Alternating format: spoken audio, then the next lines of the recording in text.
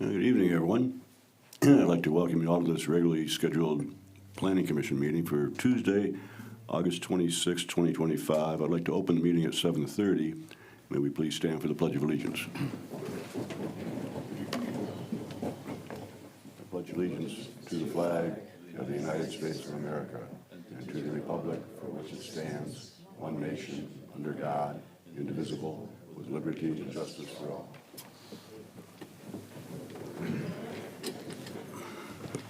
May I have roll call, please? Mr. Carpenter, Here. Mr. Hara, Here. Mr. Kucera, Here. Mr. Nushai, Here. Ms. Redmond, Here. Mr. Solomon, Here. Mr. Tinlin. Here. Thank you. Thank you. Agenda item number 4 is approval of tonight's agenda. Does anybody have any problems with tonight's agenda as it stands? Everybody's happy. I will then approve it as it is, and we'll move on to number 5, which is approval of the regular meeting minutes from August 12th, 2025. That'd be our last meeting. Motion to approve meeting minutes of August 12th, 2025. Support. Motion support. Anybody has any changes? Everything's good with it? May I have roll call on that, please? Mr. Hara, Yes. Mr. Kucera, Yes. Mr. Nushai, Yes. Ms. Redmond, Yes. Mr. Solomon, Yes. Mr. Tinlin, Yes. Mr. Carpenter. Yes. Thank you. Thank you. Agenda number 6 is public discussion. If anyone from the public wishes to come up to the microphone and opine about something, we'll try to give you like 3 minutes or so. Does anybody have anything that they would speak about at this point? Why? No takers. Okay, then. Should you make a point that Shalom, if they're here for Shalom, then now is the time. There's not a public. I can open up public Okay, later okay. at that point. So seeing no hands here, I will then close public discussion at this point, and it can always be open later. We'll move on to number 7, which is public hearing, consideration of an application for 340 North Main Street to be rezoned to core residential from office service and single-family residential. And I think Mr. Tangeri will walk us through the beginning of this.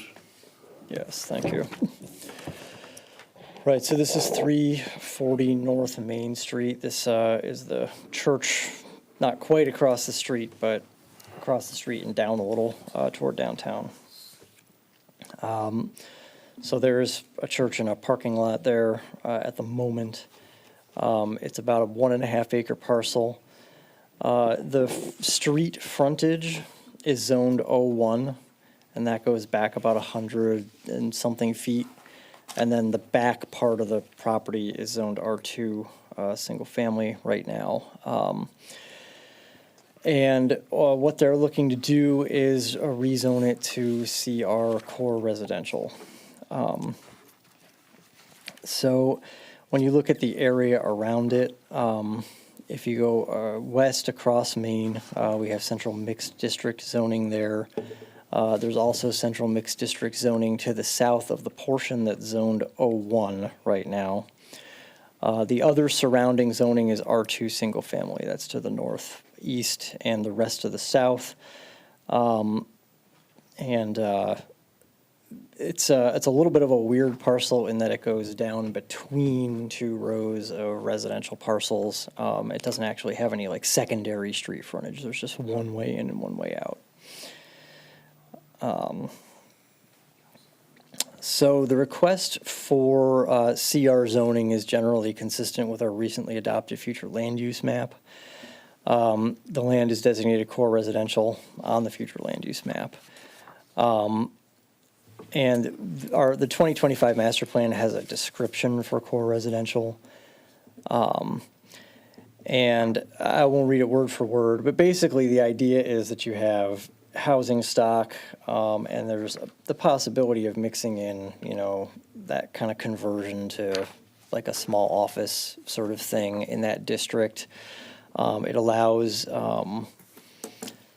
basically the idea is that they're kind of low intensity and by appointment. And that applies to kind of more of the existing housing stock. They're looking at doing newer housing stock here, so they wouldn't be likely mixing in any of those uses. But That's sort of the vision for that future land use category. So we have O1 and R2 zoning right now, and CR zoning permits attached and detached residential. So not like an apartment building, but you can do townhomes or row houses or something like that. And there is a full list of the uses that are permitted in all these districts at the end of the letter. So the dimensional requirements in these districts vary a bit. The front setback in both O1 and R2 is 25 feet, and CR has a minimum of 20 feet and a max of 30. So there's like a build to area there. You got to be within that 10-foot space. O1 doesn't have any rear or side setbacks. The rear setback is sort of irrelevant to the O1 zoning because it's just the front part of the parcel, so you wouldn't ever have any office development going further back into the parcel. In R2, we have like a total required side setback of 15 feet, and the smallest side can be 5 feet, so the other side would have to be 10 in that case. CR just has a 10-foot side setback, and then the rear setback in CR is 35 feet. Maximum height in O1 is 2.5 stories or 30 feet. In R2, it's 2 stories or 25 feet. And in CR, it's 2 stories and 30 feet. And then O1 doesn't have a maximum lot coverage, but R2 and CR both do. R2 is 35% and CR is 40%. So that's how the districts stack up against each other. CR district does have some additional details about building form and things, but that's the meat of it. So when we look at a rezoning, we have a set of questions that we typically ask ourselves to determine whether or not the request for rezoning is appropriate. So one is the master plan, is the rezoning consistent with the master plan? And in this case, the master plan does designate this land as core residential. That's directly analogous to the core residential zoning district that's sought in the rezoning request. What other impact would the requested zoning have on public services, utilities, and natural features? So they do have a conceptual plan showing 36 townhomes.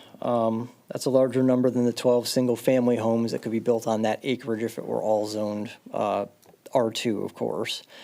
So can I interrupt real quick, just for yeah. clarifying, because you said, I saw that in a note, you said 12 single-family homes were possible in the R2, like in that space. Right. But then you also later mentioned that there's no room for a road to go down there, is that It's correct? kind of like a theoretical how many houses would be available in there. And I'll talk a little bit about, that. Sorry to interrupt. I'll address that a little bit later. But yes, you're correct. There's not really room for a road in here because you would have to be 50 feet wide, like a right-of-way, and you'd be carving out most of the site. Let's see. And the possibility of office development at the front of the site does also lead to the possibility of more traffic, particularly if you had a medical use there. You could get a fairly high traffic use in the front of the site. Change in zoning is going to lead to a modest increase in traffic. Has the proposed zoning districts and potential land uses compatible with surrounding uses? So the proposed district is consistent with the master plan. It's designed to function as a low-intensity district for the edges of downtown. Will the proposed zoning place a burden on nearby thoroughfares? If so, how would this burden compare with the existing zoning district? As noted above, you'd have a modest increase in potential traffic, basically. Is there other land currently available for this use? There's really not that much land available for housing in the city due to its mostly built-out character. Will development of the site under proposed zoning be able to meet zoning district requirements? Development could be accomplished in compliance with CR standards. The submission materials do refer to 3-story townhomes with a 34-foot height. That is not actually consistent with the district that they're requesting. So if they do come forward with a site plan, if this is rezoned and they come forward with a site plan, that's obviously going to have to be addressed at the time. But it is certainly possible. Is rezoning the best way to address the request, or could the existing zoning district be amended to add the proposed use as a permitted or special land use? The existing districts are office and single-family districts, so attached residential uses are not contemplated by the master plan in either of those districts. Has there been a change in circumstances and conditions since the adoption of the master plan that would support the proposed change? So the master plan was adopted earlier in 2025, so that's not a lot of time for change. The church's closure would be the primary change in circumstance in the area. And then finally, would granting the request result in the creation of an unplanned spot zone? So spot zoning is the process of singling out a small parcel of land for a use classification totally different from that of the surrounding area for the benefit of a single property owner and to the detriment of others. And we usually ask 3 supporting questions there. One is the rezoning request consistent with the master plan for the area. So the master plan for the area designates this land as core residential, so that would be consistent with the request.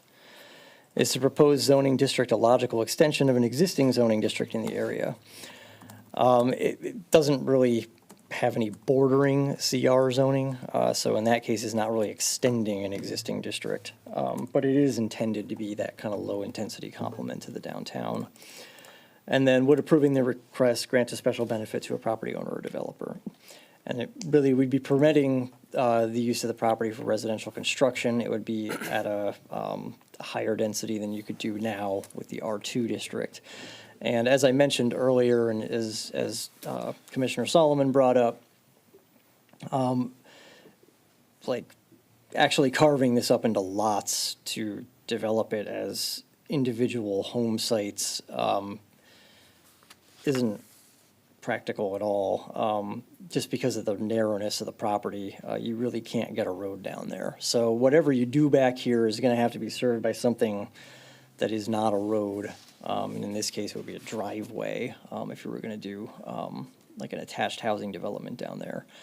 But there's just not enough room to get a road and like lots on both sides of it.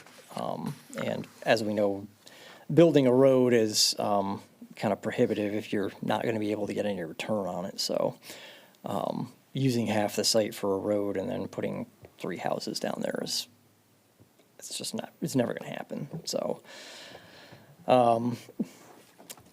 if you have any questions, I'm happy to answer them. But otherwise, just- the applicant is here. Just for my edification, and the PNC is turning into an apartment complex, and we held retail on the ground floor. It was supposed to be 100%. We got 65% retail on the ground floor. When we rezone this, can we demand retail in the front of the lot? Or no, would that be off the plate at that point? You're not able to condition a rezoning. An applicant, under state law, an applicant can voluntarily offer conditions on a rezoning, which you can then choose to accept or reject. Right, they did that at Roth, I believe. They didn't have to put retail in, but they did. Yeah, exactly. So, yeah, you're not able to apply conditions on a rezoning under state law. Certainly talk to them about it, but it's not something that you can impose Depends on without. how high they want the buildings to be, you know? We negotiate at that point. Any questions for Joe? Yeah, where is there an easy place to locate the new future land use map? Yeah, it's in the master plan. So it's not available on a link anywhere on the website or anything It should be. outside of the master? Okay. I was gonna bring it up that I think the link still goes back to the previous report, so we'll just need to make sure it's updated. Oh, okay. We will get that Yeah, updated. I was also trying to quickly look. for it. Yeah. And you could develop homes along there with a drive, just in the same way that you would if there's 12 homes there. Is there anything that prohibits them from developing 12 homes with a drive and not having to have a two-way street since it's a cul-de-sac type? Yeah, well, yeah, the problem with that is under R2 zoning, you'd have to split it up into individual lots. Unless it was a condo You development. probably could do some kind of condo, but you still need to serve those with a road, generally speaking. I don't know that you can necessarily do a driveway. So what is it about the core residential that allows them to have a drive versus a street? It allows the kind of like townhome attached residential that isn't permitted in R2. So they can use sort of an access driveway to get you into all your garages and things. And you can only have that with core residential or a multifamily use? I believe so, yeah. I mean, I guess I don't know the condo act like front and back, but I don't think that you can access an individual condo unit from something other than a road. Okay. 36 seems dense. I couldn't find the future land use map, so it's hard for me to visualize, because I'm not sure why it's not congruent. It seems pretty far north for where our core residential already is, so being able to visualize that would be helpful. I also had an odd question from a resident that asked about the actual site. I don't know if it's appropriate to ask now or ask the applicant later, but Well, you can I'll throw the just put it question out there and I'll tell you if I can answer it. They recall years ago when it was there was a church, a different church there, an Sure. Apocalypto church. I know I always say that wrong. And there were remains that were scattered there. I don't think a full remain, or just parts of Like remains. ashes or something? Yeah. And he said that he believes that families were able to come and gather those, and he was just wondering if there was record of it, and that if any outstanding families were contacted. That's a new one to me. Yes. I've never heard that before in my life, so yeah, I have no idea. But I guess, we still have time for that. I just didn't want to forget, site Sure. plan coming forward. Maybe the applicant already knows because they've already discussed it, but thought I put that out there. It would be nice to make sure that if there was, someone was able to go out there and gather those, if they wanted. Those were my questions. Any further questions for Joe? Yeah, I mean, maybe just I know we spoke about it. We spoke about it a lot during the master plan development, right? So kind of piggybacking off of Commissioner Redmond's question, right? I found the future land use map. I do see that it is zoned, or at least Planned, yeah. planned for core residential. But I was curious because there's this downtown fringe, which I think is like CMD CMD, yeah. currently, and it does kind of skip. Like there's this kind of gap between maybe a street or so. Like if you go past Lincoln, it turns into downtown fringe, but then in this one it's core residential again. So do you recall that the reason that we were identifying it as core residential in that case? So I think the big reason there was that we were not wanting to extend the CMD, which is a more intense designation, to this lot that goes far back. The Just because idea of was the to try to keep uniqueness it of that? smaller, yeah, Okay. yeah. I vaguely remember, I think it was during one of the workshops perhaps, that we actually spent more time talking about that. Right. And that is a very unique lot in that it's deep but not wide. So Right. I was just trying to remember anything else that for that designation, why we made that. Thank you. My apprehension with that is that, the core residential, the way that at least I understand it's intended to be, is to expand that density and buffer that density of downtown. So if we're now expanding it all the way north, then one might assume that the intent is to fill all that middle that's in between that one lot and the rest of core residential with core residential, and keep expanding that density over time. One thing I would say to that is that when core residential was applied to the north side of Bowers, it actually downzoned the north side of Bowers from city center to core residential. So it's actually kind of gone in the opposite direction as far as actions that the city's taken in terms of the zoning map. So far, Right. the intended use is to preserve existing single-family character of the area, which I get the attached is something that we're looking for here, right? Is this the only way we can achieve it is my apprehension on it. I feel like, I'm sure you went through different scenarios as the professional.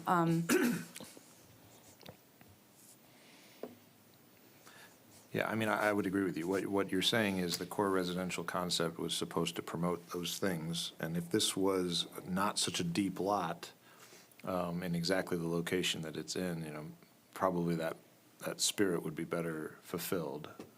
But sort of an unusual lot that probably isn't going to do that, And I think it's important probably to note, right? So we're just voting on changing the zoning today. Because I Right. also got hung up when I saw the application mention the 36 townhomes and 3 stories, and I immediately was like, well, that's not what we're looking for exactly. So keep in mind, of course, that we're just focused on zoning, and that's why I was asking the questions on why we originally identified in our future land use map for that zone instead of fringe or CRMD. I agree, but that would be a by right then, right? Are those plans a by right The current plan? plan is not, because it's 3 stories and 34 feet Yeah, instead of 30. it's not. It's So it wouldn't not. meet the, Okay, that's what I thought you were saying that our ordinance had 34 feet in it. No, 30 feet is the Okay. height limit in CR. Okay. I'm Thank just trying to you for separate clarifying what we're that. trying to accomplish today, because I Yeah. agree that No, next step so that was makes holding me up. feel better so that doesn't meet our current criteria. Yeah. And when you say the side setbacks are 10 feet, is that a combination of, because I know at least on, if it's gonna be facing south, right, the front, the side setback will be a residential backyard or, home potentially. Is it 10 feet between the two of them, or is it 10 feet, just each side? It would be the sides of the property as it goes back. So you've got to draw kind of 2 10-foot lines down the side of it. So it's got to stay away from the side lot lines. The front lot line would be the one on Main. The Oh. rear lot line would be at the east end of the Okay. property, and then the north and south would be the side lot lines. So that's where your sides are going to be. Gotcha, oh, okay, so it doesn't match the envelope, okay. Any other questions for Joe? And do we have any questions for the applicant? One more for Joe, I guess. I don't know how many of these residents are here because of it, but did letters go to everyone Yes. in that area? Okay. Oh, sorry, and just to confirm, Nick did say that there's signage there, right? Yeah, there is. Yeah. There is, yeah. Okay. Yep. Is the applicant here tonight?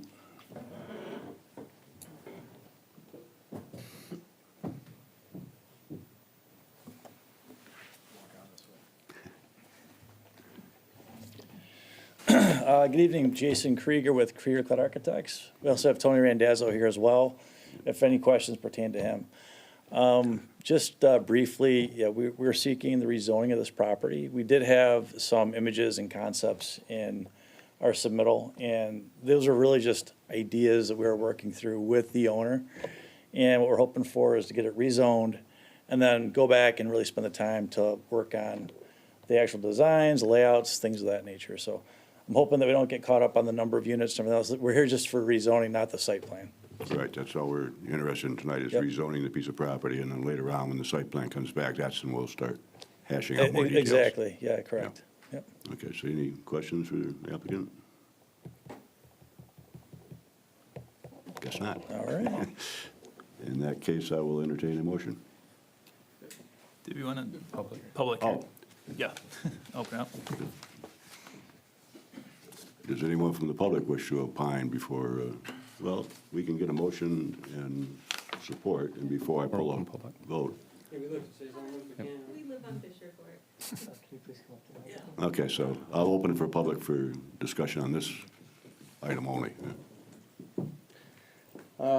Hi, my name's Jesse, and this is my wife Olivia. We just moved in just last year.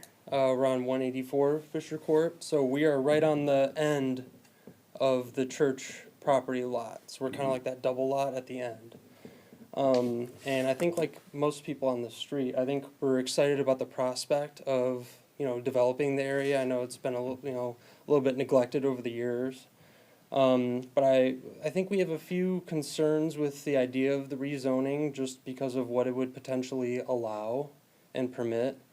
I think like you guys mentioned, it's a pretty narrow, kind of awkward lot. All of our backyards kind of butt up right into this lot.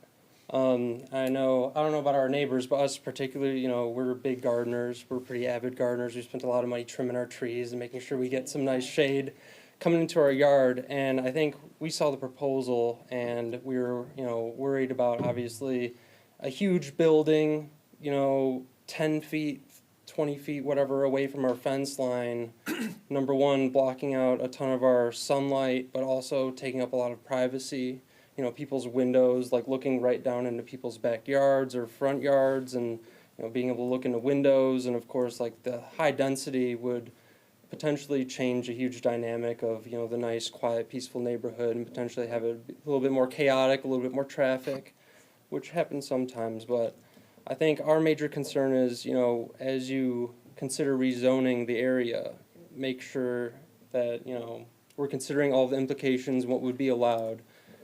Because we're worried about the potential impacts to our yard, our property values, making sure that we can still, participate in the hobbies and all the neighborly activities we like to enjoy in, and all that goes with it. So I know this is just the zoning meeting, but we want that to be considered, because obviously once you rezone something, then obviously that kind of opens the door for a lot of things that, might not be particularly satiable for most of the community, right? Or at least the people nearby, directly bordering it. So, did I miss anything? Do you want to say anything?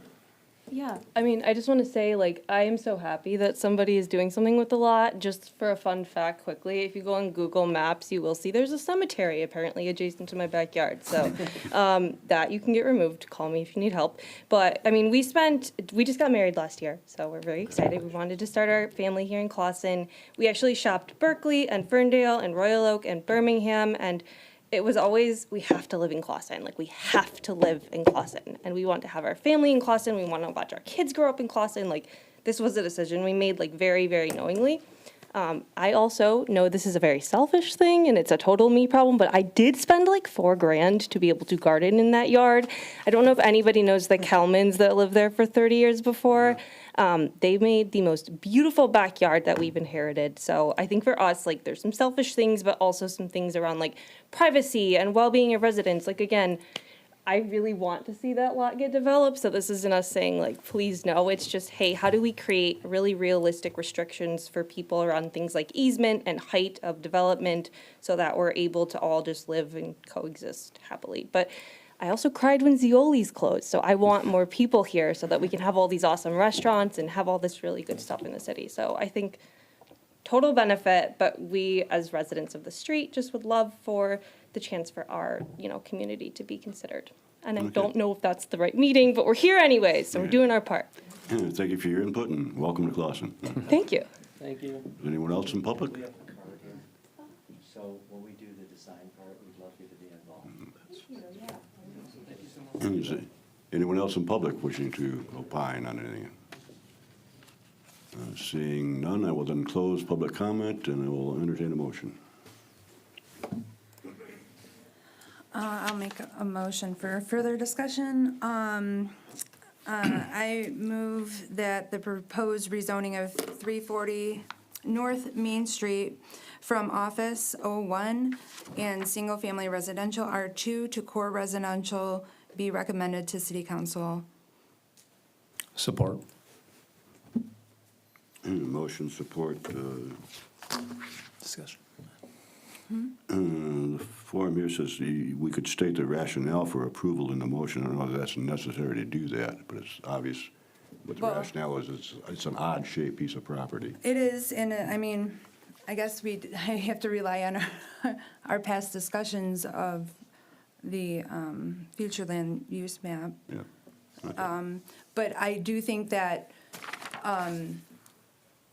what's important to my opinion is that, we work from the future land use map by way of carefully talking and discussing about how it might impact by way of height and looking specifically at the details that were kind of pointed out to us versus, having a rezoning come into play. That's my preferred method to work from our master plan. So I'm apprehensive actually about the rezoning at this time. But you have a motion to approve, I do. I discussion. can still vote no. and I have support. Is there any comments before I pull a roll on it? Well, I echo Commissioner Redmond's statement. I think it's important that we get this right. And, it's unfortunate, but I didn't see any of those plans or those preliminary drawings. I hear maybe Commissioner Solomon saw something, but it wasn't in the packet, so I don't have the foggiest idea what exactly it is we're talking about when we say 39 units or whatever. And there were It's just okay, comments. I never saw an actual Yeah. drawing either. Correct, yes. There weren't, the plans weren't provided. It was preliminary at that time, not part of the application, because again, the focus is site, the rezoning, right? And so they have a direction they are wanting to go. It's obviously not on the table right now. I do just want to chat about the master plan. And so I remember the meeting very vividly in the back community room because it was when the Tigers were in the playoffs for the first time in a while. So I remember when we were all having that conversation, we spoke about several lots, and that being one of them because that's when around the time the property first went on the market. And so we kind of talked about what that lot could do with the existing zoning, and we had a good discussion. The fact that it's very limited with what it can do now, and the core residential allows it to have the attached condo-style townhomes that I think we may be looking for in Clawson. That's a different compared to single-family homes and apartments. And so, in the conversations with the applicant to this point, all their townhomes are looking to be at least 2 bedrooms, and so they're not trying to cram units, cram lots in that sense of bedroom count. Considering the efficiencies, et cetera. But, I remember we spoke for about 20, 30 minutes about that lot, and the core residential zoning designation is what fits it best just due to the existing makeup of the depth and width. Can I ask a question? I'm sure I asked during that workshop. And Absolutely. there is no appetite or budget for the city to purchase that lot because it's currently zoned, or at least the future land around it is like public, quasi-public, which would be a green space, which would be beautiful and lovely. That is a loaded question right now. But I just, of course, would love to get the Yeah, I mean, perspective of you. it's something that's certainly been talked about, but, when we have the infrastructure needs that we're trying to do in the city and invest there, it's tough to have the conversation go towards buying more property to take care of. And again, then we would be competing in an active market where people can outbid the city, et cetera. Okay, thank you. So, Well, I will just reiterate, I vaguely remember discussing this property, but I do think that at least I would have maybe put that forward thinking that it was going to be a further discussion when we actually put it into play, right? Building a future land use map is a lot different than actually rezoning a property, because then we do have an actual vision of, all right, well, how many fit on here? What's the setbacks? What's the height? How does it affect? We didn't rezone it that day. We put on a future land use map, so I didn't fully commit at that time, right? And I think that time in consideration needs to be put into actually seeing how that looks before I feel comfortable, at least. Well, Yes. So I again, I agree. I wasn't quite done. I think this is a unique property that we have the chance to do something really great with. And I would just love to make the decision on the zoning at the same time that we have a better picture of what we would be putting there that maximizes the potential of that site. It's a great parking lot back there right now that doesn't affect the neighbors in a negative way. you know, the front property line at the moment as a single lot isn't very usable. So that's why we're talking about going deep. But I can imagine, you know, potentially someone looking at the adjacent properties perhaps, I don't know. But we should see the proposal at the same time we're talking about the rezoning, so that we have the full picture to make sure that we're doing the right thing with that, and we're not leaving anything on the table as a city, that we're not maximizing the best that we can do there for the applicant and for the adjacent neighbors who are trying to. Well, obviously, the whole package isn't coming here in one lump. We're not doing a site plan now, we're just doing the rezone on it. I understand. And down the line, we'll be So the other closer to that. piece of the rezoning is that the city council has to approve it, and so that's part of the reason why there's these steps. And so, you know, as, you know, the applicant side, they're not going to invest in a full set of plans or anything like that without Right. knowing the zoning's going to change. Right. But of course, what they develop is subject to discussion with the planning commission, and as you saw, members of the public are more than happy to engage with the developer Okay, so- and staff. And So so, we can rezone tonight, but it still relies on mayor and council's approval? correct. The mayor and council will still have to approve the rezoning. Okay, and I have a motion to rezone tonight, and I have support on that. If there's no further questions, can I have a roll call on it, please?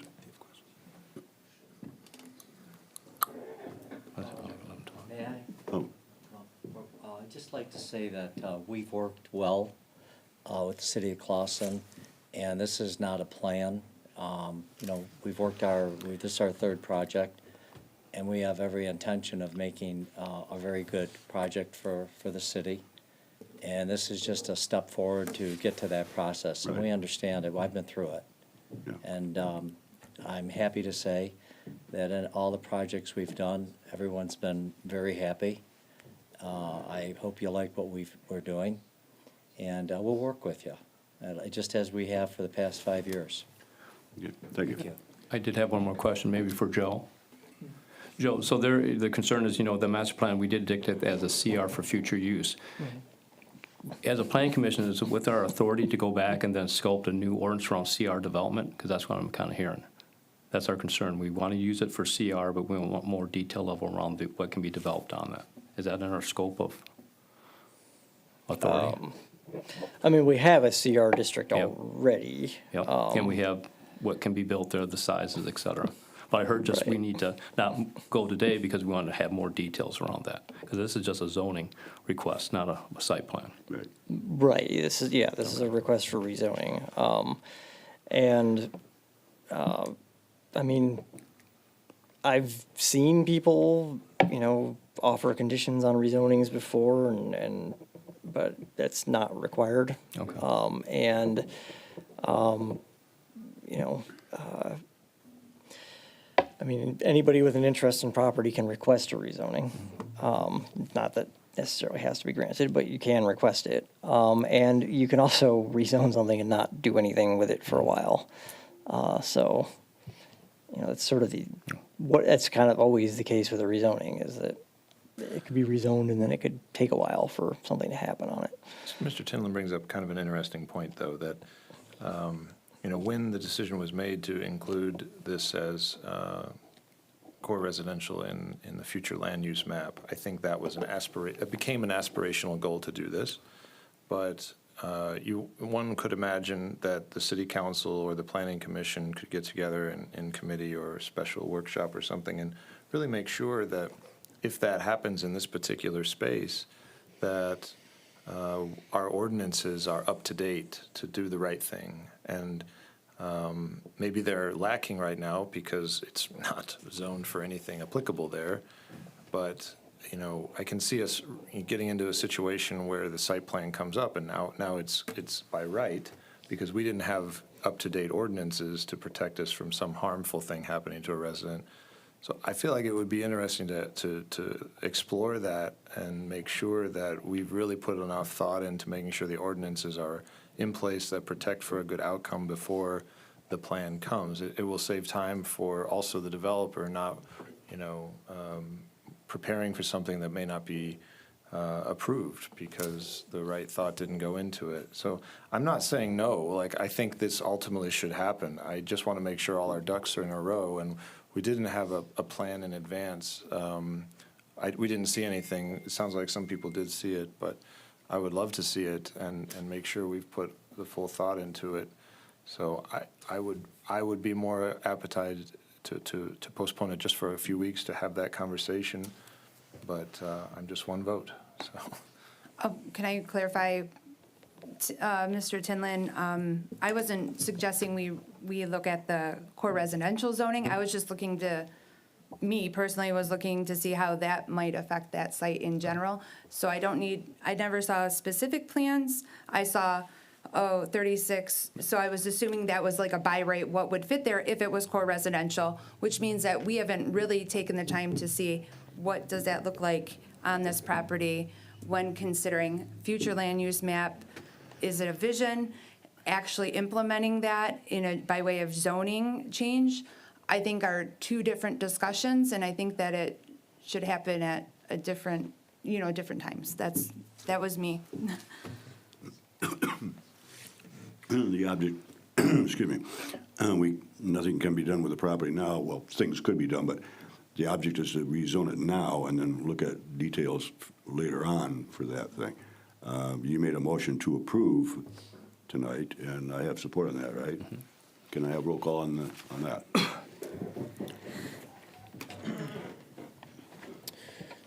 Mr. Kucera? Yes.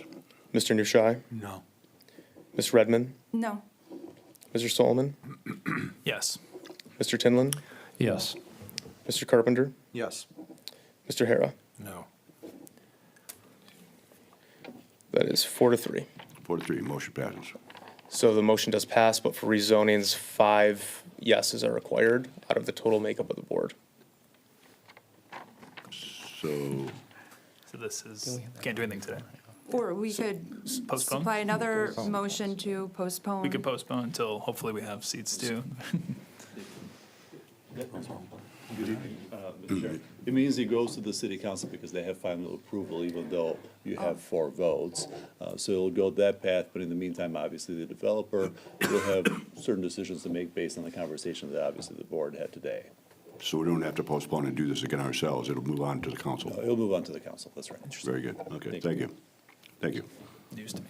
That's good. So then we'll move on to agenda item number 8, which is consideration of the final preliminary site. Thank you. Preliminary site condominium application for the former Shawm School site, parcel ID 16-20-33-179-043. And I hope that Mr. Tangieri can talk us through the changes on this. Right. So, obviously, this is something that we've discussed before, actually, in several different forms. So, yes, the former Shawm School site, Bywood, Elmwood, across from Clawson City Park. I'm sure everybody knows where it is, but just in case there's someone who, for some reason, doesn't, that's where it is. It's in the R2 Single Family Residential District.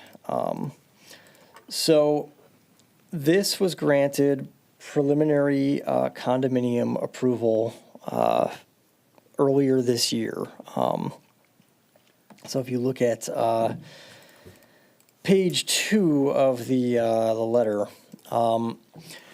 it lays out the condominium subdivision process, which is set forth in section 6.4 of our zoning ordinance. So the preliminary condominium subdivision plan comes in, and Planning Commission reviews it for compliance with our ordinances, and then it gets approved. That step is complete.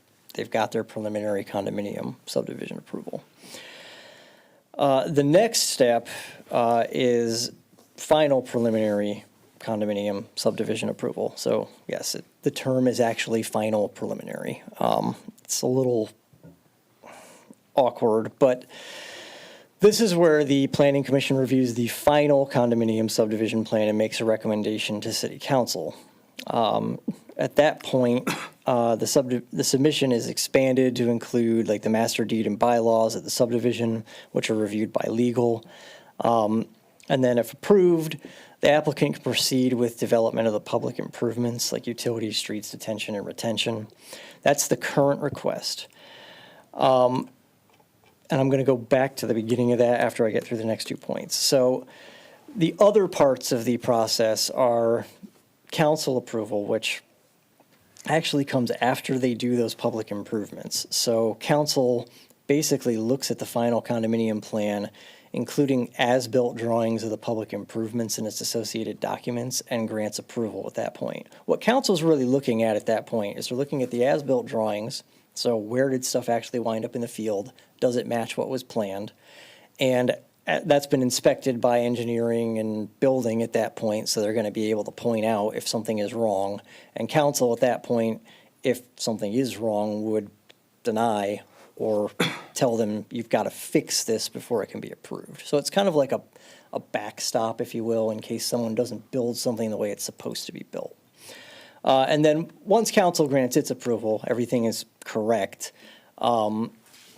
then they come in for building permits on each individual lot and they start building homes. Going back to number 2, you may be wondering what constitutes a final condominium subdivision plan. And one of the key things about that is that it's been through engineering review. So engineering has verified that the placement of all the catch basins makes sense. The stormwater detention pond is the correct size. And they have to get some permits from various agencies, and engineering is going to be reviewing all those permits as they come in to make sure everything's correct. And once they get through that, that's when they can come back to the Planning Commission. So, as I said, back on February 11th, 2025, the Planning Commission granted preliminary condominium approval. The plan had 39 lots, all of which were compliant with the zoning ordinance standards. There was a detention pond and 2 roads. As far as that is concerned, nothing has changed on these plans. All the lots are the exact same size that they were, the exact same dimensions, the same number of lots. The road is the same width, it's in the same place. The detention pond got a little bit bigger, but there was enough property for it to grow within the area of land that was originally set aside for it without changing anything about any of the lots around it. So we find that the final plan is consistent with the approved preliminary plan for the purposes of zoning review. And I can touch on the details of any of that, but that's the bottom line, is it's consistent with the preliminary plan.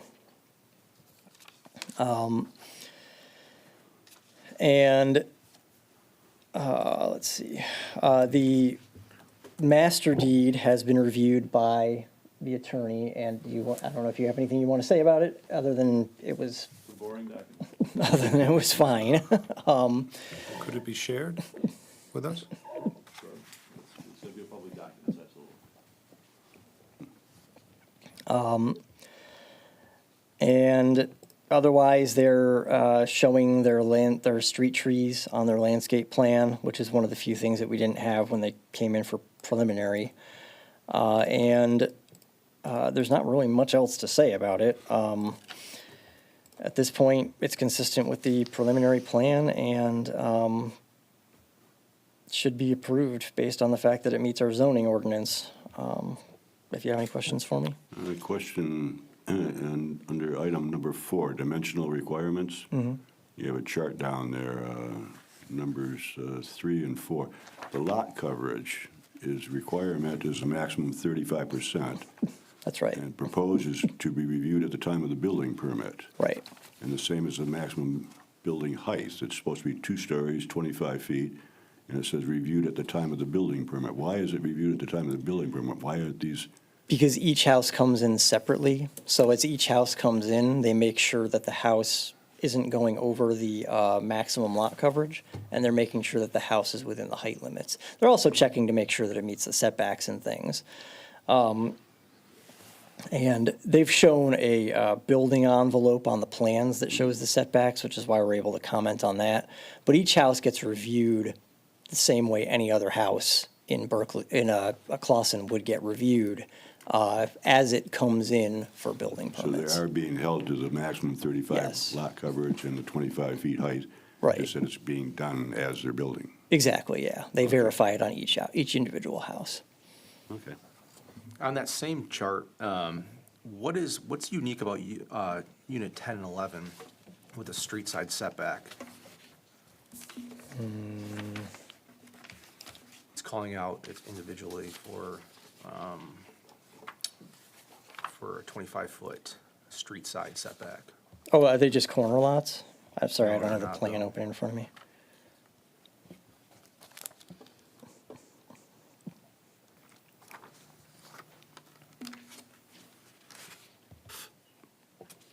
Was it supposed to be 12 and 13? Yeah, it should be 12 and 13. 10 and 11 are interior lots, yeah. they're- Okay. Any further questions for Joe?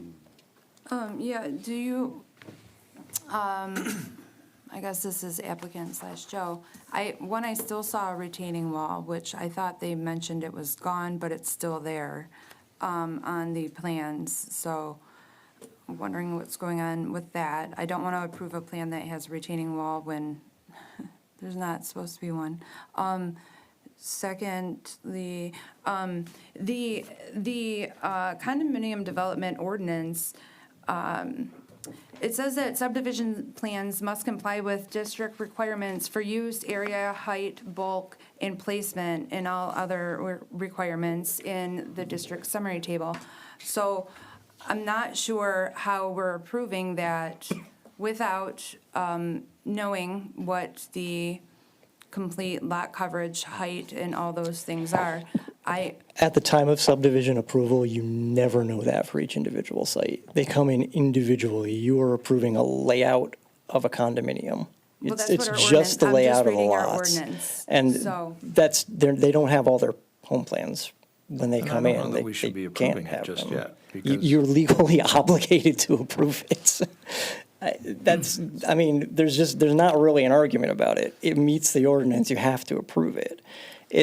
Maybe the language is confusing in the ordinance, but they're going to be verified at the time of building permit that every single one of those standards is being met. And they don't have the individual home plans for every site because they don't have a site yet. They don't have individual lots yet. Well, it said more than once in our ordinance that it's supposed to comply with our district standards. Yes, So- it does have to comply with the district standards, Which, yeah. which is why you do building permit review. So, okay, so condominium subdivision plans shall comply. So you're saying that the plans will comply because they're gonna check it at the building department? Yeah, that's what happens with every Okay. single home site, yeah. Well, let me take a different stab at it, because I think I know what you're saying.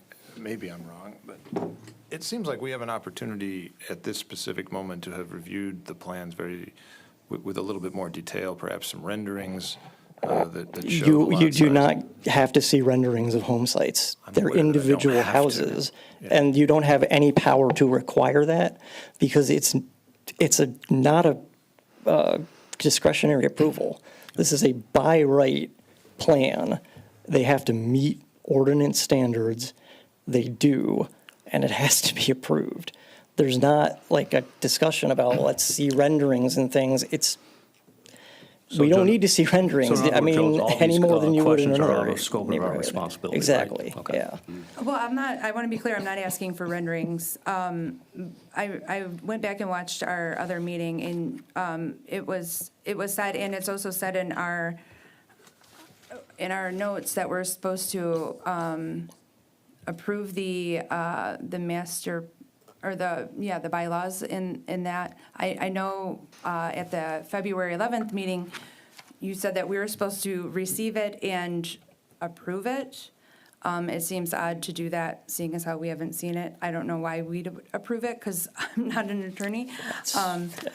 So that, you know, some of this is confusing, so I understand there's frustration, but, you know, I feel like that's more out of the scope than looking at a rendering. But these items that are listed here, note that the following have been received but are included in the motion to ensure satisfactory review and approval. Like, we didn't see these items. No, that's for engineering review if you, I don't know if you want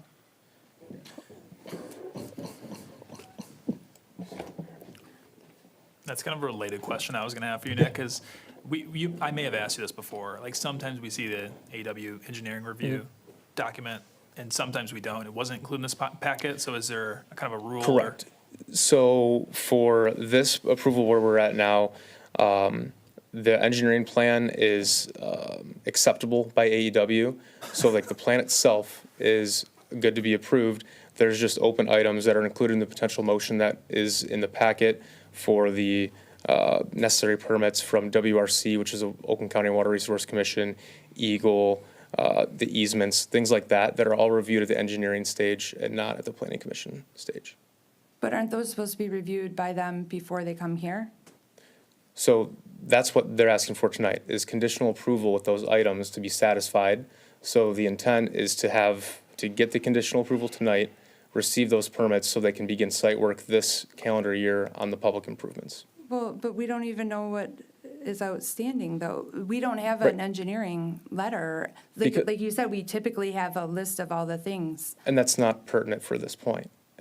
Well, in your It's- opinion, but No. it happens that it's quite Do I pertinent need to to us. repeat what Joe just shared, that you're legally required to approve this?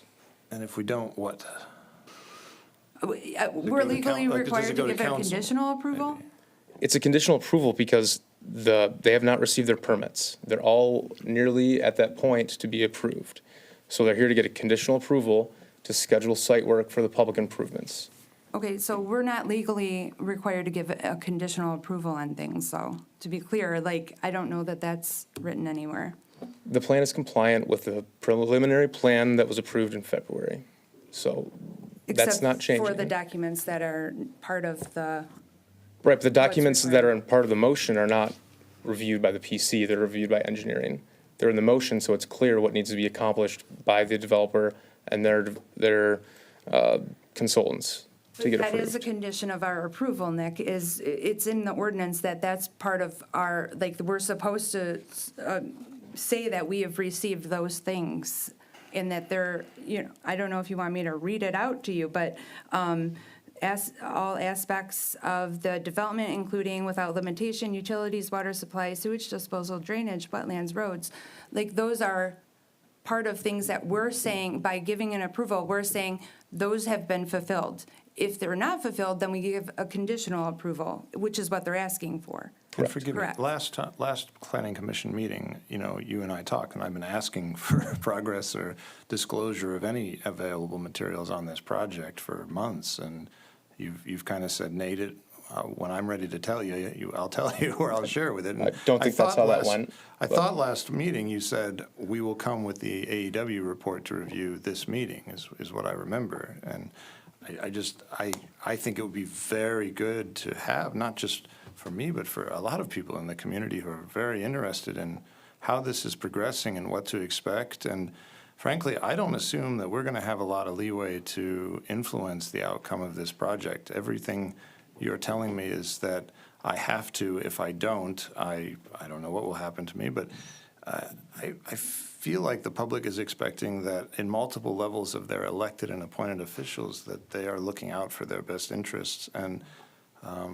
I want this to proceed. I love what I'm seeing. I think it's great, and I'm from many regards, it's a good step forward. I just don't like the idea that we're being corralled and rushed, and that the opportunity to provide any feedback in a constructive fashion is being, subjugated in any way. So you could call it a courtesy, but it would have been nice if that report was included in the packet, and that, some additional details specific to height and to lot size and impermeable surfaces could have been included in the packet. And I wouldn't have much to say about it other than sure. But, you know, as it happens, that didn't happen. And I'm hearing from you quite loud and clear that, you know, it won't happen. But I don't understand why it couldn't. It's because the homes have not been planned out yet. They have the scope of where they're going to be, but the way that I believe they sell their homes is they sell a parcel or plot to someone, and then they make additions, subtractions to the lot itself. So it's different on each property. And so if we presented a home layout for lot 11, it's subject to change depending on who purchases the lot. And so that's why it's reviewed at the building permit stage and not here. Yeah. So any of the outstanding items right now, they are based solely on each individual lot? No. No, it's for the site itself. And so, so like, let's just say this wasn't a site condominium and it was a regular site plan. All of these components are worked out with their engineering during the engineering review process. But because of the way the Site Condo Act is, they're done before they can begin construction. And so all of these permits are nearly to the point of getting approval, but due to the construction season that we have, they are here to get conditional approval. So when they get all their permits, AEW can officially approve the plans, and then they can start their site work. And so as you shared, Mr. Hara, you know, the project looks great. We all know that it's inevitable that the homes are going to come, and if we delay it, all we're doing is delaying the fact of when the homes will be built, when potential kids can get in the school district, when the city and all the jurisdictions can collect the taxes from those homes. And so that's why we're here. If we didn't feel that it was at a point to approve it, we wouldn't present it to you. So, there's the four things. Is the stormwater operation and maintenance agreement not part of the bylaws in the master deed agreement? I don't know for sure. I believe it's its own separate document.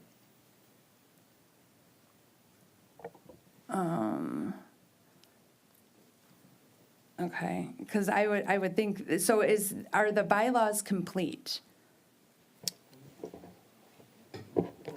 Respectfully, that has nothing to do with this body. Yes, it does. It's in our ordinance. That's part of our I understand. approval. I've reviewed them, meaning you don't approve them, you have a general approval. I, as the city attorney, have reviewed them. They're appropriate. I'm satisfied with them. As far as the commission is concerned, you're all set. So they are complete then? We're supposed to check for. They can change things. The bylaws can change in the future. I don't know whether they're gonna make additional changes. But as far as the structural requirements of what is necessary for purposes of bylaws pursuant to the Condominium Act, they're set, I'm satisfied. Well, I'm happy about that, but I really think that it's reasonable to expect that the planning commission can see that document. Why would you see it? You don't review that document. It's not your purview to review that document. Bylaws, well, what are you gonna get out of them? As I understand it now, the property hasn't even been sold. Is that true? How's that our problem? That's not relevant.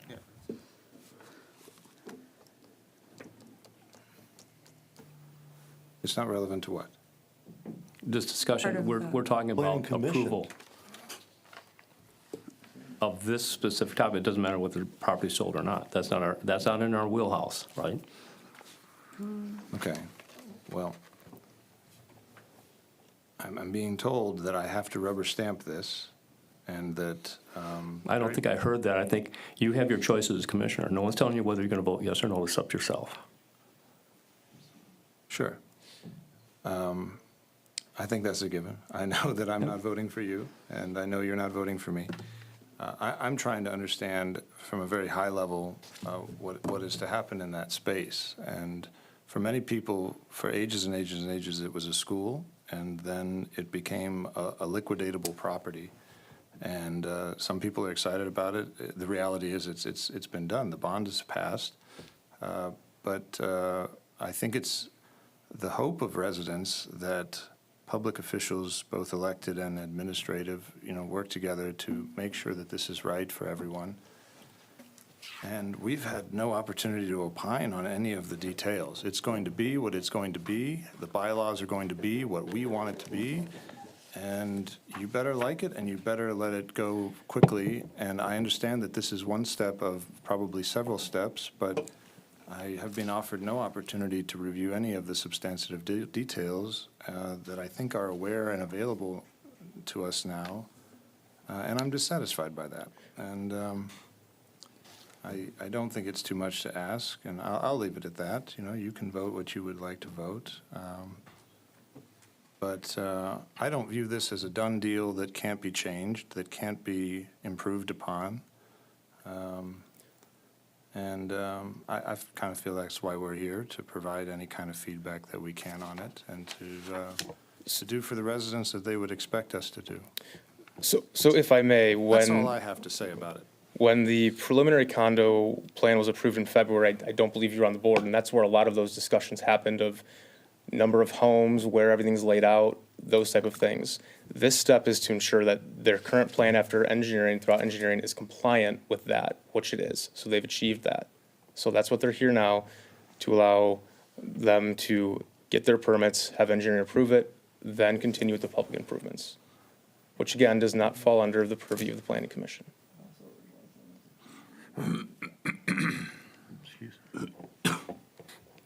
Further questions, or I'll entertain a motion? Yeah, what did AEW say about that easement that's on North Bywood? It looks as though there's going to be driveways there. What is going to happen to the parking easement on North Bywood?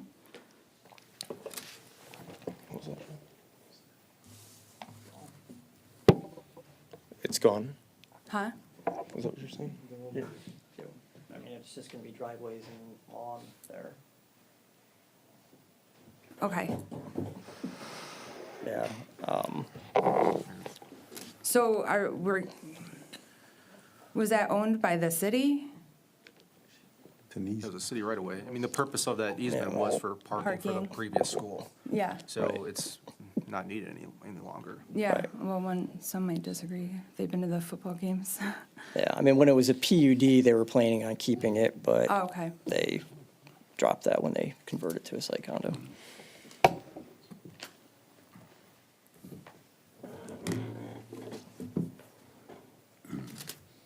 Are we satisfied or questioned out?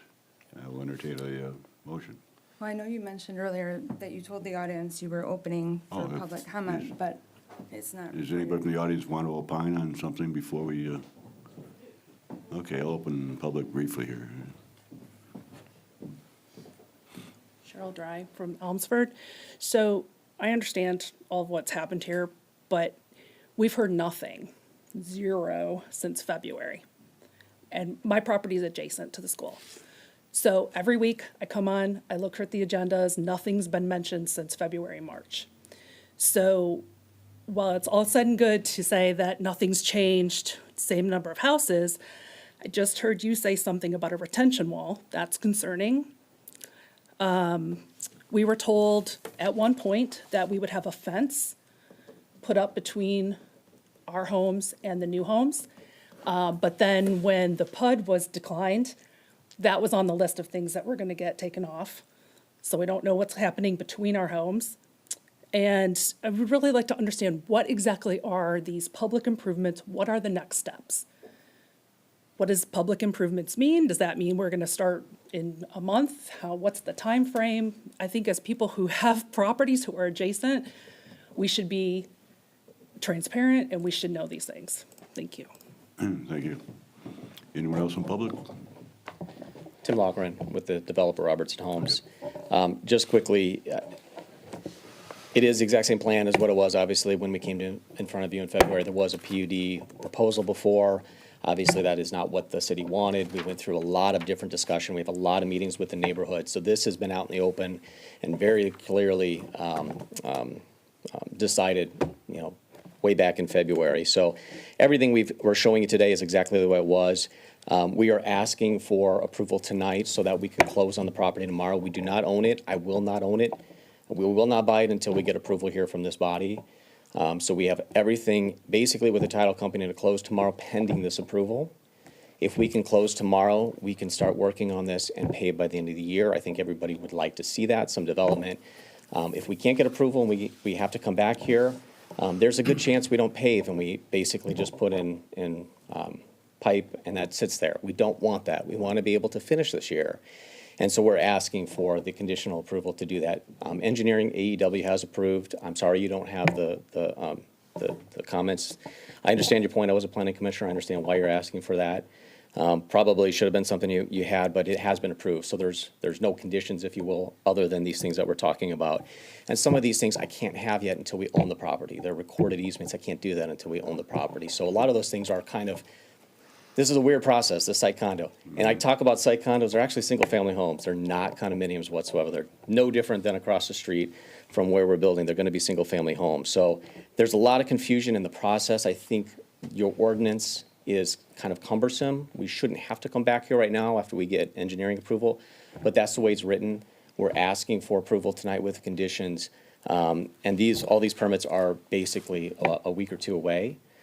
We need to be able to move forward so we can close on the property, get all these easements recorded, and then we can get started this year. So I'm happy to answer any questions, but yes, we are asking that of you so we can move forward with the project. So we would really appreciate the support. Do renderings exist in any kind? So that's a great question. When we had a PUD, we had provided, I think this board has seen our elevations. It's not a requirement for a by right plan. So you don't have them in front of you. They are two-story. We will not go over the 25 feet. In fact, our homes are 26 feet. We had to redesign some new ones to bring it down a little bit to meet your ordinance. None of our homes will be more than 25 feet. They are detached garage. It's similar to what we built at our Normandy Oak site, if anybody's familiar with that. But they're better elevations. They're much more improved. They're better materials. It's going to be hardy board, that sort of thing. As far as the lot coverage, I know that's a question mark. I think Joe answered that pretty, actually maybe it was Nick, answered it pretty well. We sell the house. We've got two different types of house styles. They're both 3-bedroom. There's a 3-bedroom and a 4-bedroom. And depending on which one they select, I can't come in and just dictate what the lot coverage is. But we have a matrix that we actually have with our sales department. When it's sold, they'll plug in the house with the actual lot coverage or the size of the home. And then whatever the size of the garage is, and that'll spit out. If it's over 35%, we don't sell it. You won't ever see it. It'll never get past our sales office. But if it does, you'll be able to see it's over 35%. You won't approve it. So I'm very confident we're not going to go over 35%. These are actually fairly large lots compared to what we typically build these homes on. So really, that shouldn't be an issue. So we'll meet your height, we'll meet your lot coverage, and I think you'll be very impressed with the look of them. I'm sorry I don't have them to show to you, but I know I have shown them in the past. So they're similar to the ones for, I know you don't have to indulge. It's always nice. Yeah. Neighbors are curious. It's been a great site that the community is very vested in. So Understood. we appreciate, thank you for the explanation. Thanks for giving more than you had to with that. These 4 outstanding items, you said that those are hinged upon, so it's kind of like you can't do one without the other, but you're waiting on one to get the other done. The easements and All of them are agreements. deed restricted type or ownership type of So, issue? yeah, to get into, we actually have the WRC sanitary sewer permit already. Okay. The recorded utility easements, that's what I'm talking about. I can't do that until we own it. So that, the city has actually approved the easements, the language of them, as well as the maintenance agreement, that's the one on the bottom there, and the road dedication. So they've actually, the city, the engineering and legal have reviewed the language of those. I'm ready to record those once we close on the property. So it is really a chicken and the egg kind of thing. We are still waiting on a couple, like the water and sanitary permits. They've been in for review for quite some time. We're expecting those in the next couple weeks so that we could get started this year. So this is really a function of, please let us move forward. We can close on the property tomorrow. We can do our pre-construction meetings and we can get started hopefully in September with grading. That is our plan. Is the stormwater operation and maintenance agreement something that you're waiting on as well for the ownership to be transferred? It is, yeah. So the county, it's actually a county agreement. They've agreed to the language, and AEW has also agreed to the language. So it's just a matter of now going to the county to record that. So yes. Okay, thank you. 100%. I appreciate that. Any other questions? I'm happy to answer. Oh, yeah, can you talk about the retaining wall? Yes, I was looking at that when you mentioned that because I know that was something that's come up a couple of times. I guess I'm going to call that a hanging chad. There's no retaining wall at that. That's on lot 1. the one that you can see. If you look on the grading plans, there's actually a cross-section. We moved the catch basin closer in on our lot, so we didn't need a retaining wall there. So if you look at the grading plan, there is no retaining wall, so it's just my engineer, when he moved that catch basin, didn't take off that note. Okay, that's what you said last time, so Yeah, I no, just want that's, to confirm. I'm embarrassed that happened, but there No, won't, yeah, it's- we yeah. moved it down so we don't have to have that retaining wall. Okay, and was there, when you talked about fences before, I don't know if you feel like addressing any concerns, but of course you don't have to. But is it, you're allowing each resident to choose or not to choose a fence in Correct, their that's how we backyard? typically do it, and then we Okay. have, sometimes we have standards of what they look like. I think we'll probably just go back to the city's requirements on whatever those are. As far as our commitments before, we actually never got all of the neighbors on our north side to agree to the fence, and that was during the PUD discussions. So we just couldn't get everybody to agree on it. So we'll work with our neighbors. If there's a fence that's in bad shape, I'm sure we'll have discussions with them. Okay, Thank you. Yep. Thank you. Anyone else in public?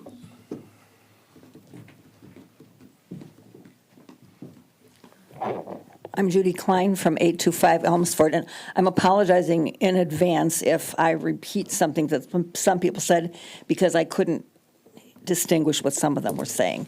But my main concern is, are they going to put up some spec houses for people to walk in? This is the model, this is what it'll look like? And if so, where are those going to be? Because I don't want them right behind my house.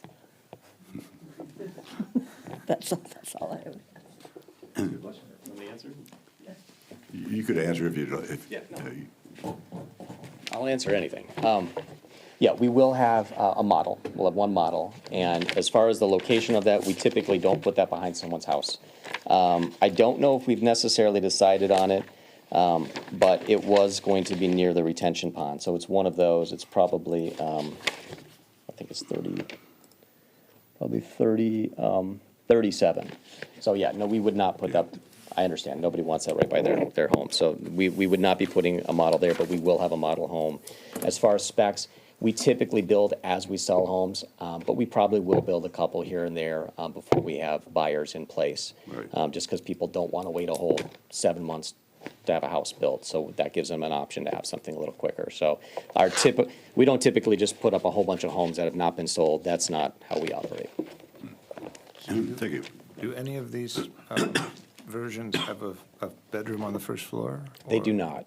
That's a good question. Really, with that kind of size lot, it's hard to do that. A ranch it's just so big, so it's hard to fit on there. So, no, we don't. I know that's something, we would love to build something like that in Clawson for sure, because I know there is demand for that, but there's just not enough room to do that with those kind of lots. Who predicated, who decided these lot sizes? They're actually by right, so the zoning really dictates what the lot sizes are. Sure. I mean, with the setback requirements, obviously, but could they have been bigger by some accommodation? Well, they're bigger than what minimum are. So minimum are, I think, is it 5,000 or 5,500? Yeah. And so we're averaging well above that, and some of our lots are much, much bigger than that. Yeah, the corner one especially. For sure. So, yes, so they're bigger than what and I think when we came in, and you weren't here, I think, on the planning commission during this, but we came in with a PUD, and we had a few more units that we were proposing, and some narrower lots with alley load type. That is not part of this plan. So they're definitely bigger than what they were when we first came in. But, And they will meet what all the surrounding neighbors are. yeah.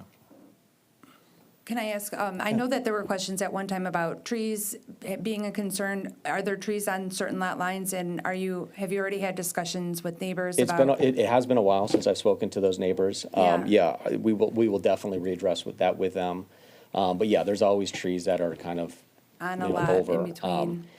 So yeah, we will definitely speak with all of the neighbors as we go forward, and we won't cut any trees on somebody else's property, of course. But the ones that are hanging over, we'll have those discussions with them for sure, one by one. I have most everybody's phone number. Okay. Thank you. Yeah. Anyone else in public?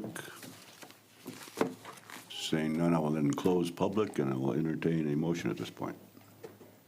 Can I make one more comment just sure. before you make a motion?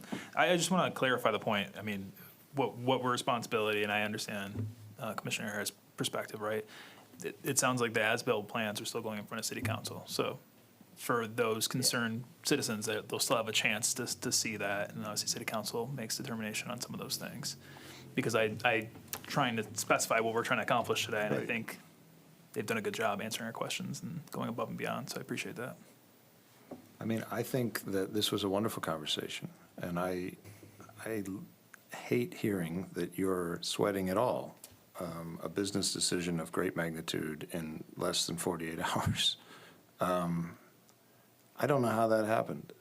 We've had many months to engage in this kind of dialogue, and it seems like for whatever reasons that deliberately did not happen or accidentally didn't happen. But I know this, once we approve this, if we approve this, we may never have the opportunity to talk about it again here.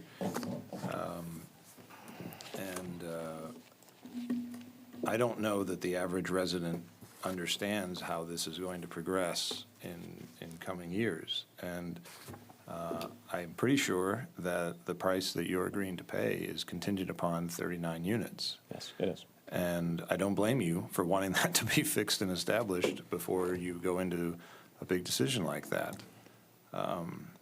But, you know, we have been wanting to be part of this conversation for quite some time. And, you know, now the gun is to our head saying do it or die. And that's not a comfortable position to be in. I don't think you would want to be in that position either. It could have been that these details were fleshed out and socialized earlier, and some negotiations could have happened, and the tactic was instead to not provide that forum. And I don't know that council is going to have any ability to change this either. And I don't know if council knows that. I don't feel comfortable making this decision on the grounds that that there is so much that is irreversible in this, and there are so many elements, how the HOA is going to be planned, how the bylaws of that are going to be structured, who's taking care of the snow removal and the trash and all of these things. And I hear you thinking, Mr. Tinlin, not your purview, not your problem, but it's somebody's problem, and it's not going to be able to be fixed by us after this happens. Well, these discussions were actually in February 2025 when we approved it the first time.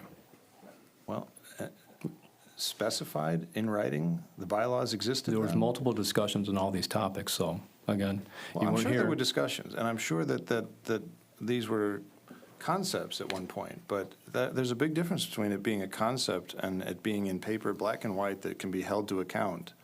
And that's something that I think is fair to both sides, especially the developer. And this was a school not long ago. It wasn't a housing project. It's not an existing plot. It was until a few hours, just a day ago, that I learned that it was 39.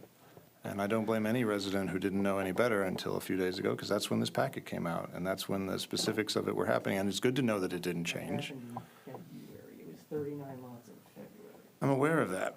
And How are you aware of that and found out an hour ago? Like, I don't. because it could have changed. You could have changed it between February and now, and nothing would have stopped you from doing it. So I'm glad to see it didn't change, but I didn't expect it. I wouldn't have been surprised if it had changed. I would imagine in these 6 months or so that you could have found something that made more sense to you, and it was changed, and there could have been some discussion about how it could be made better. So yeah, it has a lot of momentum with a lot of people that aren't me. And again, I just lament that we're put in this position where we have to do it because we're told to, and I feel that the residents are not being served under that circumstance, and I feel like it could have been done better. I want all of the same things everybody wants. I want the schools to succeed. I want residents to have a place to live. I like the layout. I think it's complementary to the neighborhood around it. It's the process here that is a little bit unfortunate, and it has very little to do with the developer, truly. I'm grateful for you your investment in this community. You've worked with us through that PUD and this. I am grateful to you, and I think it's going to be in everyone's best interest. It's just the way this happened is a little sad, and that's all I have to say. And the only thing I'd add to it is, the pressure is from me to the city, and it's really Mother Nature. It's just so we could have this paved this year. Sure. So we don't have it just sitting out there. And that is why I'm here today, pushing now. Otherwise, all these things would have been checked off. So that, if there's pressure on it, it's pressure from Mother Nature to me, to you. Yeah. So. Do you think in 2 weeks' time that the engineering review or documentation could be presented, as well as the bylaws and? I think we're basically at 0 hour, and I don't just say that flippantly. I really do. We're almost in September.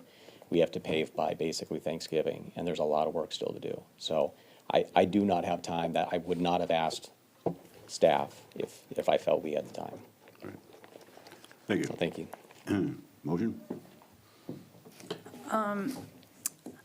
I will move to approve the final preliminary site condominium application for Shalm School site parcel ID 162033179043, 043, contingent upon obtaining the Oakland County Water Resources Commission soil erosion and sediment control permit, Eagle, NPDES, notice of coverage for developments over 5 acres, Oakland County WRC sanitary sewer permit or approval, Oakland County WRC drain tap permit, Eagle Water municipal utility easements for public sanitary sewer, private storm water and surface drainage, road dedication quitclaim deed, stormwater operation and maintenance agreement, and all items are reviewed and approved by the city engineer and Anderson, Exon, and Westrick, Inc., AEW. Support. Motion, support. Are we happy with this? I think you skipped a line, and I'm sorry. Did I? I was so worried about doing that. I hate to make it go Amend back it. and amend it, but Yeah. yes. I think you kind of skipped this, there was Oakland County, DRC drain DAP, and then I think you missed the next line, maybe part 339, construction, that portion. Okay. I'm not sure how you want to amend that, but or if this administration. Yeah. Does he need to read it? You just know what he's talking about? I accept, I accept your amendment. As written. So the motion remains corrected. And support. Your support remains corrected, so we're okay. I feel like you should have to read it, though. I read all that. No, I'm kidding. And then again, thank you for answering questions you didn't have to. I appreciate that. And may I have roll call, please? Mr. Nushai, Yes. Ms. Redmond, Yes. Mr. Solomon, Yes. Mr. Tinlin, Yes. Mr. Carpenter, Yes. Mr. Hara, No. Mr. Kucera. Yes. Thank you. Thank you. Appreciate it very much. Thank you. And welcome to Clausen. And we move on to agenda item number 9, which is our planners report. I don't have anything else tonight. And we have no planners report. Agenda item number 10 is staff report and training opportunities. All right, thank you. As I'm sure you've all realized, you were probably expecting to see something else included on the agenda tonight. So after this is regarding the North Main study in the committee we discussed. Staff, we talked about it with Giffords, city manager, and our core staff at City Hall about what would be the best way to move forward with the committee. And so what we're going to do instead is still have participation from all the boards and commissioners, but it's going to go through the infrastructure committee of city council. So that is council members Anderson and Shepherd, and then invited from the planning commission will be both Mr. Solomon and Mr. Hara to participate representing the PC. And then the DDA and city council is already part of it. The DDA will also have representatives, school district as well, and some business owners. So we feel that meets the intent of what we're trying to do and should make everyone happy with the participation. We don't have a date identified yet for that meeting, but we'll be corresponding with those representatives as soon as we can. Additionally, during the council agenda for next Tuesday, we're looking at having 2 PC appointments. So we'll go back to our 9-member board hopefully after next Tuesday. So once they're appointed, Joe and I will make contact with those representatives, bring them up to speed on everything that they need to know. And as you all remember, it doesn't take one meeting to have an idea of what we're doing. So, make sure once you get the chance to meet them, ask questions, talk to them, and, give them a warm welcome. Also on the agenda is going to be the short-term rental ordinances that were approved, ordinance that was approved with the recommended addition for the city council. So that'll be the first reading. We'll be in front of them next Tuesday. And then moving on to the site plan updates.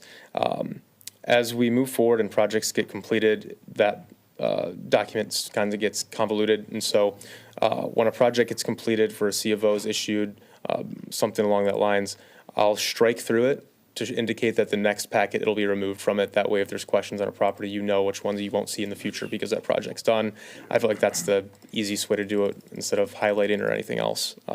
So I'm happy to change that, but that's what was making sense to myself. Other than that, I don't have anything to report except the ZBA approved the variance for Hamilton Animal Hospital on Thursday, August 21st. But I'm happy to answer any questions. Good. The short-term rentals is going in front of council next thing, and they have to have 2 readings of that before it becomes? That's correct. So they'll have a first reading. If it gets approved, it'll go to second reading, which will be at their following meeting. Maybe we can get this thing put to bed, hopefully. Yeah, been a long haul on that one. I don't have any further questions. Anybody else have any? Just one maybe kind of question, comment. I know 2 is not a lot, but we have in the past, when we've gotten kind of a surge of new members, kind of done a little preliminary, maybe even like, here's where you find these things, because it is really hard to navigate as a planning commissioner the first few meetings. Certainly. So I was wondering, will that be available at the meeting, or is it something you're going to do in private? We'll do probably one-on-ones, just so we can have computers up and they can look at screens and I can show them where certain information is, how Joe's review letters look. And again, when a lot of you were first on the PC, I was learning some of the things as well. So I think I have a better idea of what to talk about in those meetings. Cool, thanks. Yeah, of course. And thanks for the breakdown of this. That's helpful. And also, one other comment.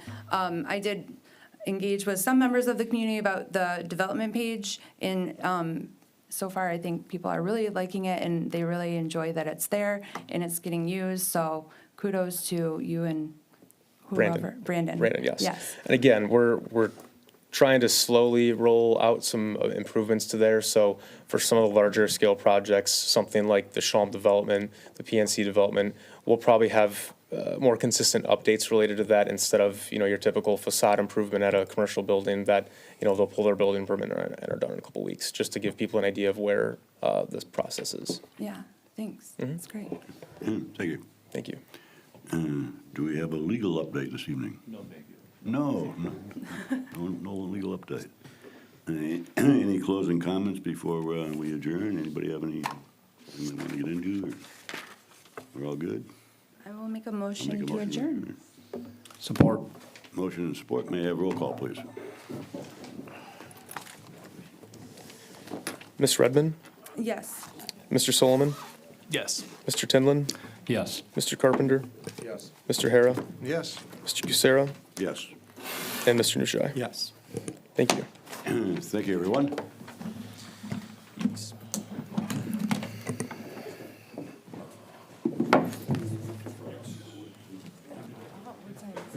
Oh, man. If it was a month ago, it'd still be late outside. I know. Hi, could I actually just ask a civic duty question and get educated on what is the